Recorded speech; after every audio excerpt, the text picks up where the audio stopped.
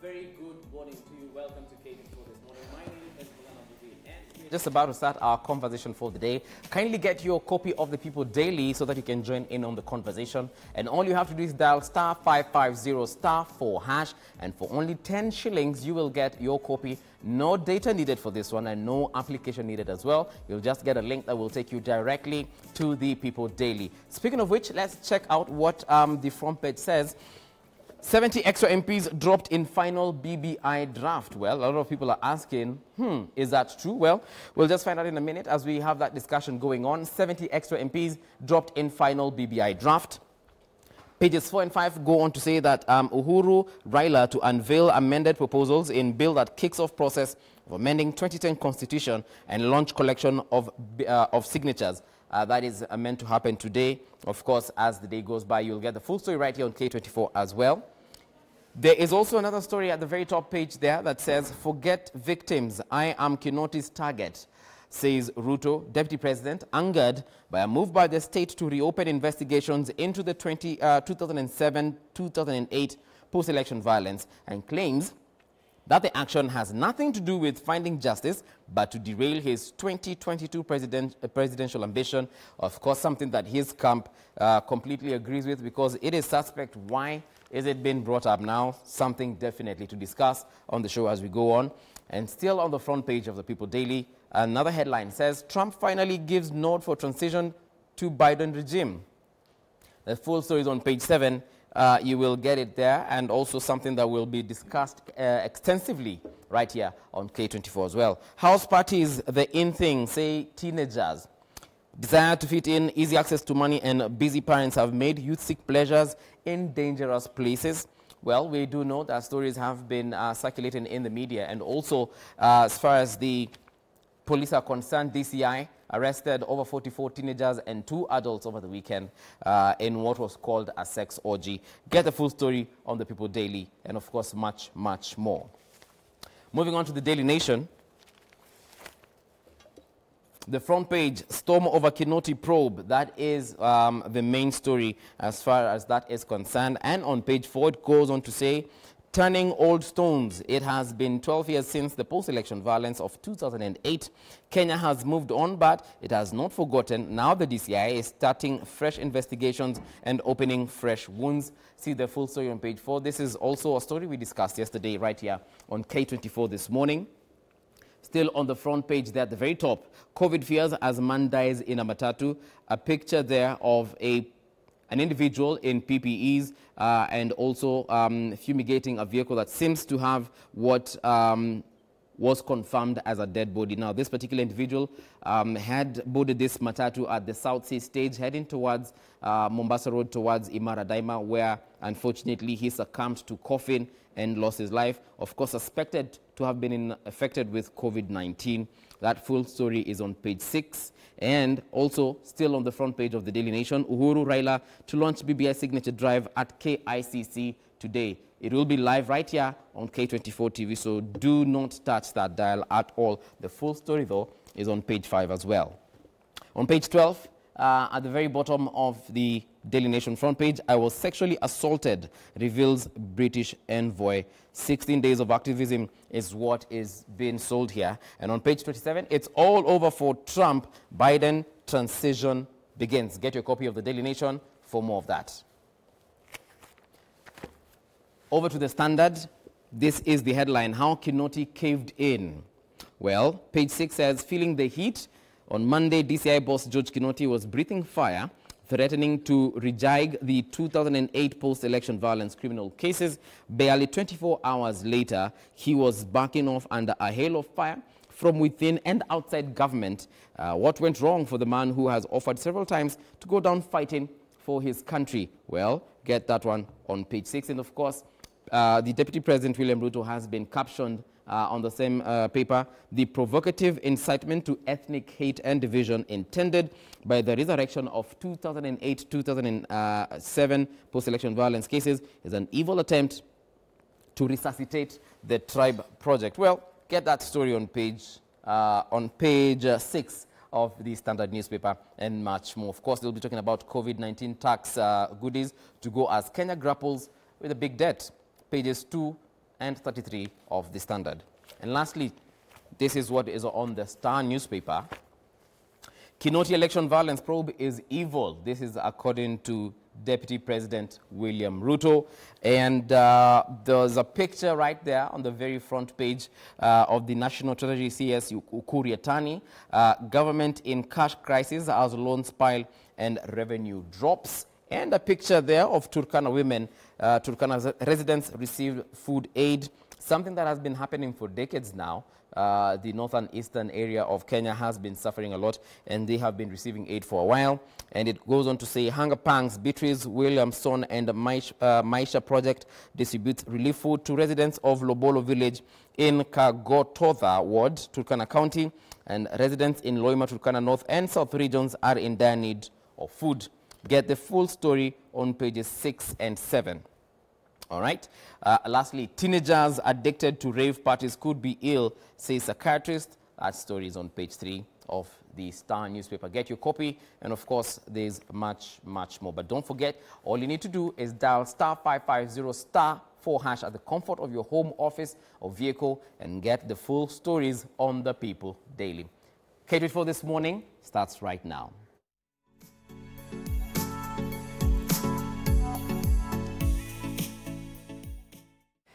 This morning, we want to talk about the expected signature, BBI signature launch and the quest for national dialogue. And this is our question of the day before I introduce our guests.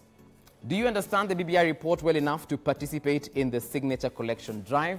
Do you, as a Kenyan, understand the BBI report well enough to participate in the signature collection drive? Now, these individuals will help me have this conversation. Allow me to introduce ladies first, Ruth Ambogo, Youth Policy and Governance Specialist. Karibu tena sana. Thank you. We also have Stephen Mokesi, Public Policy Analyst. Karibu tena sana.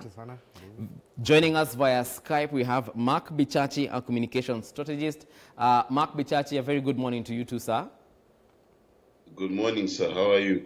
I'm fine, thank you. And I'll actually start with you on this one. Do you think that Kenyans understand the BBI process enough? Do they understand the document and the bill to even, append their signatures on this particular drive? No, the truth is Kenyans do not, and the reason they do not is a combination of factors. First and foremost, it's, the biggest factor is because Kenyans believe in their politicians. The politician you like is the one who's read BBI for you, and his opinion is also yours. You can look at a lot of the Tanga supporters. They say, imperial president. If you ask them the meaning of an imperial president, they'll tell you it's because the president can fire a minister, as though the president can't fire a CS today. Then there is the fact that there is not, other than the website having a download platform, having an insert in the newspaper of the BBI, we've not seen an abridged version of the BBI being distributed. And by abridged, I literally mean something as simple that has pictures that people can understand. Right. The other reason is actually the media. The focus has been on Prime Minister and Parliament and Senate with 47 women, and we've totally forgotten the parts of the document about Utu. We've not discussed about what is contained in the fight against corruption within that same document. So also the unbundling by people such as ourselves, and I'm not excluding myself from this misnomer, is that we focused on a very narrow prism of the BBI. So generally the public is not quite well informed, but I'm hoping that with the signature drive, which is also an information drive, because the expectation is before you append your signature to it is that you've read it, you understand it, and that's what you want for your country. So the signature drive should go hand in hand with informing the public. All right. Ruth, also moving on to you on the same question. Do you think Kenyans understand this document well enough to even append their signature? Like Mark has just rightly put, we've not seen this document being distributed to Kenyans in a way that they can even understand, whether in their languages or in pictures. Do they understand it enough to even sign anything on it? I feel like the first process that we had when the first document came out last year in December seemed to be a bit more educative, and that was because a greater section or a wider section of politicians had said this is a chance for us to have a conversation and as a nation and see where this conversation goes. And this conversation, I mean, this discussion was a discussion that was embraced by everybody from all sides. So therefore, there was a general goodwill for Kenyans to understand what was in the first document. And then I feel like the prevailing circumstances that we are facing right now as a country, COVID-19, has probably prevented the chance that we would have had to educate Kenyans as much as possible on the document. If you remember the first draft that came out, there were regional meetings that would take place where people would be gathered, you know, community influencers and key voices within the community would be gathered to be educated about the document, and one would assume that that would translate to them going back to the society and educating the society on the same. So I feel that the circumstances that we are facing of COVID-19 and restrictions around people gathering and having these meetings has probably prevented the education that would have taken place to Kenyans about the document. Generally, I'd like to agree with Mark Bichachi that, you know, we've focused on a narrowed approach to a narrowed view of the document and failed to see the bigger picture.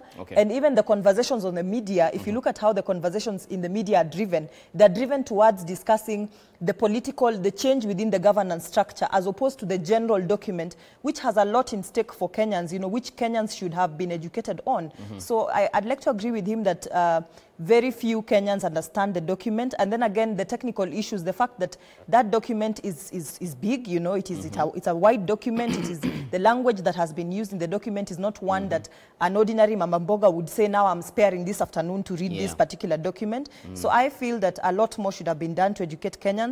But if we look at the prevailing circumstances as well, that could also serve as a limitation to how far we could have gone in terms of educating Kenyans. Stephen, do you agree with the two speakers in that regard, in terms of what has prevented us from maybe educating the public further? But more so, do you feel like we're being misled as the public by the politicians trying to sell the specific pointers that they think that we will buy? For instance, youth being told that they'll be given, you know, a 7-year period tax, honeymoon, and also being told that help, you know, you don't have to pay immediately, take some 5 years until you get, you know, your employment. Do you feel as though we're just being sold the nitty-gritties that will just make us buy, but the bigger document could be having things that don't even benefit Kenyans? Yeah. Thank you, Mbuvi. You know, the fact remains, this is a report that was issued. But Kenyans can do nothing about the report except read it. But the most important thing that Kenyans will have to make a decision on is what we call the Constitutional Amendment Bill. That's the thing that actually matters to Kenyans, because all the other proposals that have been put in that particular document are for policymakers. That's the executive. The president can do some changes that he sees fit from the report today. Parliament can pick up the legislative proposals and deal with them as soon as tomorrow. Amos Kimunya and all the majority leaders from the Senate can begin tomorrow and work on the things that are contained in the report. The part that really focuses on what Kenya needs to know, what needs to happen, is what we call the Constitutional Amendment Bill. Now, there was a draft amendment bill that was put in the report, and it is on that particular draft amendments that Kenyans have been talking about, that politicians have been talking about, because that's what is important now for Wanjiku, because that's the one that they will look at and then decide, am I okay with this particular proposal or not? Because it's fundamental. Constitutions are what make us a country. So now, what has happened is that up until today, and we're expecting this from tomorrow, from later on today, is that we will now get the actual document which says the changes that are supposed to appear in terms of BBI, and which Wanjiku, Mwadime will go and actually vote on come February, or when the date will come. So the question is, are these particular things that we are looking for fit for Kenyans at that particular time when it is published? We will know that today. Now, the other thing that I find to be quite an issue is that to go and tell a Kenyan to sign and put a signature on an amendment bill that they have not seen until today. It's something that's going to be quite difficult to achieve. Okay. But they've given themselves an ambitious timeline of 1 week to collect 5 million signatures. In that 1 week, do you think Kenyans will have read that document? I honestly do not believe so. And for me, I think the government will have to do a very aggressive public mass education on what exactly is contained in that amendment bill. Okay. I mean, take 1 hour out of national TV or radio or whatever. Have a constitutional lawyer. Yeah. Take Kenyans through what is contained in the amendment bill, because that is Right. what Kenyans will be voting for. Okay. Nothing else, yes. I want us to move to the Secretariat. And Mark, I'm back on you on this one. The formation of that Secretariat, do you think it was inclusive enough in terms of addressing some of the issues and some of like the special groups, for instance? Do you think it had enough women in it? Do you think it had representation in terms of people with disability? Do you think all the voices were included in the Secretariat by the time they were forming it and delivering this document? Well, you know, there's a lot of debate between the task force members that were appointed by the president and the secretariat, which had a lot of technical stuff, which includes some of your guests. Joy Mdivo, for example, was on the in the secretariat in the drafting of the document. So Right. there were women in the secretariat, there were men, there were youthful people. So the secretariat was a lot more balanced than I think the committee of elders, let me call them that. And I think when Uhuru, Ruto and Raila were nominating those names, I think they chose to choose the old wiser sages versus perhaps people like you and I who are a bit more cantankerous, Right. Because of our youth. But in the secretariat, there was definitely a lot more diversity. There was a lot more gender representation. There were youthful people. But I think we focus on the wrong thing when we forget to mention that if you look at the people who presented to the BBI, and that's really the big question, was a large swath of the Kenyan population presented before the BBI? And the answer is yes. You've got a lot of religious input. You've got input from people living with disabilities. You've got input from women. You've got input from county governments. You've got Right. input from county governors. And the richness of the document is testament to the debate that we are having today. That the document has things that required for us to have a conversation, and that just tells you about how broad a spectrum we had on board. Now, the question that then remains is whether the document today that is going to be presented, Right. Does it include the thoughts and the ideas of people who've otherwise felt marginalized? Does it include the ideas and thoughts of people who thought that the document requires small adjustments? That's really the next question. But to answer, my friend said that it is sad that Kenyans are being asked to sign. No Kenyan is being asked to sign without reading, without understanding. There's no gun on anyone's head, so there's nothing really to be sad about. If your mom puts a plate of food on the table and tells you can eat at your pleasure, you are not going to say that she's forcing you to eat, now are you? The signatures are optional. You know, if you feel you've not read, don't understand, don't sign. Okay. You know, but if you've read and you've understood, please do sign. Okay. Let's not try and say people are being forced to do things because it is the popular thing to say on TV. All right. I can assure you one thing, Mark Bichachi. If my mom puts a plate of food on your table, you have to eat it, whether you like it or not. I don't know about your mom, but... Okay, but Ruth, I'll ask you the same question. Yes. Do you think the task force, or the secretariat, as we call it, was all-inclusive, all the voices? Well, you know, the question of representation when asked to different people gets a different answer based on what interests are at stake. Someone might say there was no representation because they individually were not invited to the table, or they individually were not represented at the table. Looking at the task force, I'll be honest and tell you that when the task force was launched, I was among the very first young people to say that, I don't see the representation of the youth. And as much as Mark Bichachi would like to say that, the president chose to pick sages and the elderly who are wise, as opposed to we who are young, and I think he even used the word Kantakaras, I would like to totally disagree with him, because at the end of the day, when we were looking at the composition of the task force, we were looking at a group of people that would dissect the 9-point agenda. And the 9-point agenda was an agenda that was affecting various groups or various, what you would call the face of Kenya. And within the face of Kenya, you have the youth represented. So personally, I was one of the people who said I would have wished to see a young person on the task force.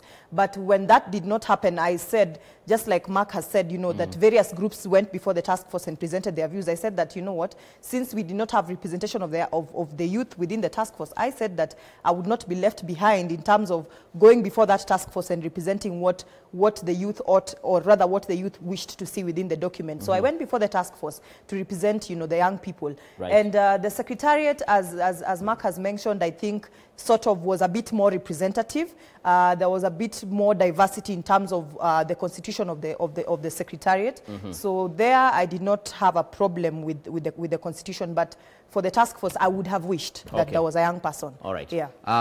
Stephen, do you have a different opinion in regards to the composition of that secretariat?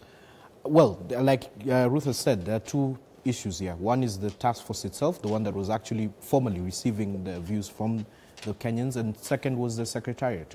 And she's rightly put it. I mean, the task force itself, and I think the president, when he was making this selection, was looking at people who can be called national leaders, wazee wa nchi, wale ambao wakiambiwa maoni, they can be able to listen and measure and see where the country has come from since 1963 till where we are now. Right. So you can give it to him that it was good to have some elders who can be able to look at these matters and give a way forward and an opinion. But on the secretariat level, even the head of the secretariat, you can find were young people.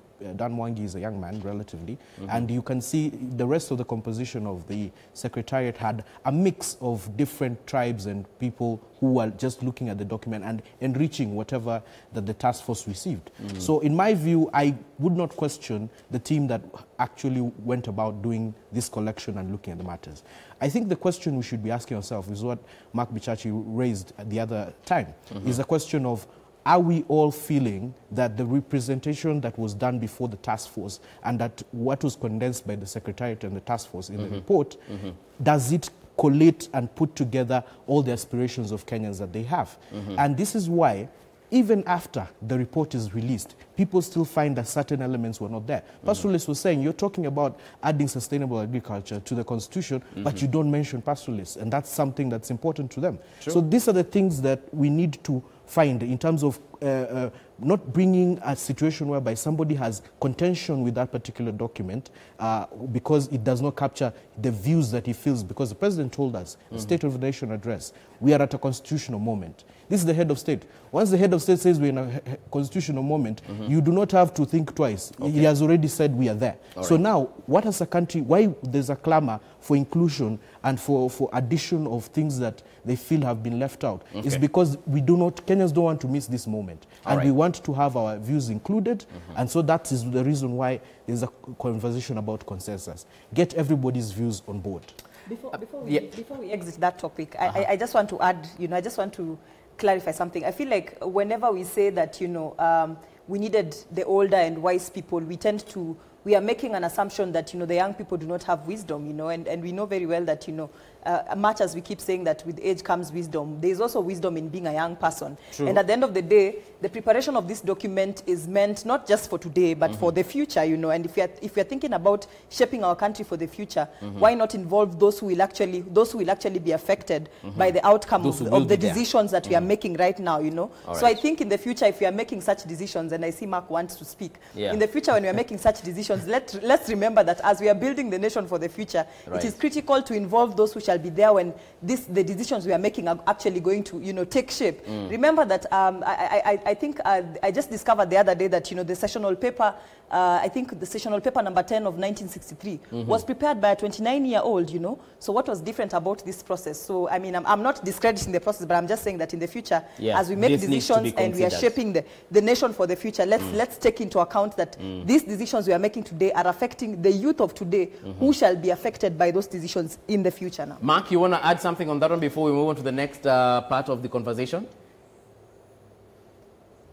I want to state on record, and I know the youth will stop me for this, that youthfulness is not a form of disability, it is not a form of inability, and this special treatment that we as the youth keep crying for, I think has gone too far. Let me put it to you in perspective. Yes. When you want to serve a country, whether it is a 29-year-old, 90-year-old or 70-year-old, they all have a stake in this country. And if that 70-year-old is able to deliver to Kenyans, we cannot complain on the basis of his age to say that it is not fair. Let us discuss about the quality of the work done. Let's not discuss the age of the people doing it. That is called ageism. You understand? And we must be very careful with this black condemnation that we now have for older people. My dad is older than me and has been older than me my entire life. And he made decisions about my life for a long time. My life is not ruined by his age. So, I understand all these youth policy advocates and things like that. Let me tell you something.